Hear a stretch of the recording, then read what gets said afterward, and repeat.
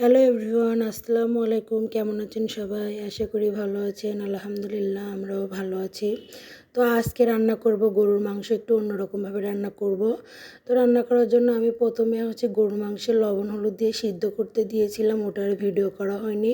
তারপরে গরুর মাংস অর্ধেকের বেশি সিদ্ধ হয়ে গেলে পানিটা কিছুটা কমে আসছে, এরপরে আমি এতে মশলা দিয়ে দেবো ভালোভাবে রান্না করার জন্য। তারপরে দিয়ে দিয়েছি প্রায় 1 কাপের মতো পেঁয়াজ কুচি, 2 টেবিল চামচ আদা রসুন বাটা, স্বাদ মতো লবণ দিয়ে দিব, 2 টেবিল চামচ মরিচের গুঁড়া, 2 টেবিল চামচ হলুদের গুঁড়া, 2 টেবিল চামচ ধনিয়ার গুঁড়া, একটু বেশি পরিমাণেই দিতেছি যেহেতু এখানে 3 কেজি মাংস আছে।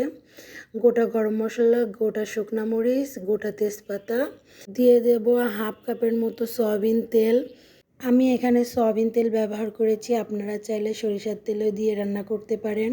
এভাবে আগে থেকে সিদ্ধ করেও মাংস রান্না করলে কিন্তু খেতে অনেক বেশি মজা হয়। তো আমি মশলাগুলোর সাথে ভালোভাবে মাংসটা কষিয়ে নিব। যে কোনো মাংস যত ভালো কষানো হবে তত বেশি তো মজা হবে।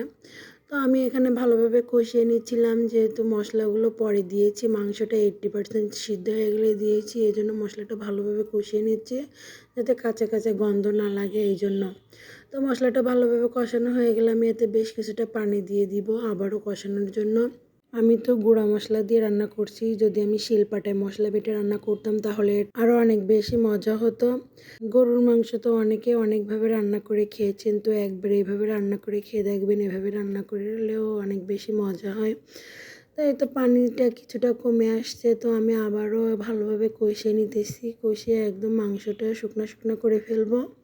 তারপরে মাংসটা ভাজা ভাজা হয়ে আসলে আমি এতে দিয়ে দেবো ঝোলের জন্য বেশ কিছুটা পানি, যেহেতু আগে থেকে 80% সিদ্ধ করা ছিল, এই জন্য খুব বেশি পানিও দিব না। এই ঝোলটা দেওয়ার কারণে মাংসের ভিতরে মশলাগুলো ভালোভাবে ঢুকে যাবে। তো আমি আবারও একটু ভালো করে নেড়ে চেড়ে দিতেছিলাম। তারপরে আমার কাছে মনে হচ্ছিলো যে ঝোলটা একটু কম হয়ে যাবে, তো তারপরে আমি আবারও সামান্য একটু পানি দিয়ে দিলাম, দিয়ে ঢাকনা দিয়ে ঢেকে দিব। ঢাকনা দিয়ে ঢেকে প্রায় 10 মিনিটের মতো রান্না করে নিব। আমার ভিডিও যদি আপনাদের কাছে ভালো লেগে থাকে তাহলে আমার পেজে একটা লাইক ফলো দিতে ভুলবেন না। 10 মিনিট পরে ঢাকনাটা উঠিয়ে আমি আবারও ভালোভাবে নেড়ে চেড়ে দিব। কে কে এভাবে মাংস রান্না করে খেয়েছেন কমেন্ট করে জানাবেন। তারপরে ঝোলটা কিছুটা ফুটে আসলে এর ভিতরে দিয়ে দেবো 1 টেবিল চামচ জিরার গুঁড়া, 1 টেবিল চামচ গরম মশলার গুঁড়া, দিয়ে আমি আবারও ভালোভাবে নেড়ে চেড়ে মশলার সাথে মাংসটা মিশিয়ে নিব। গরুর মাংসটা একটু বেশি পরিমাণ রান্না করলে কিন্তু খেতে অনেক বেশি মজা হয়, একসাথে অনেকগুলো মাংস রান্না করলে অনেক বেশি মজা হয়। তো আমার মাংস রান্না প্রায় হয়ে গেছে, কালারটাও মাশাআল্লাহ অনেক সুন্দর এসেছে। তো আজকের ভিডিও এই পর্যন্ত, সবাই সুস্থ থাকবেন, ভালো থাকবেন, আমাদের জন্য দোয়া করবেন। আল্লাহ হাফেজ।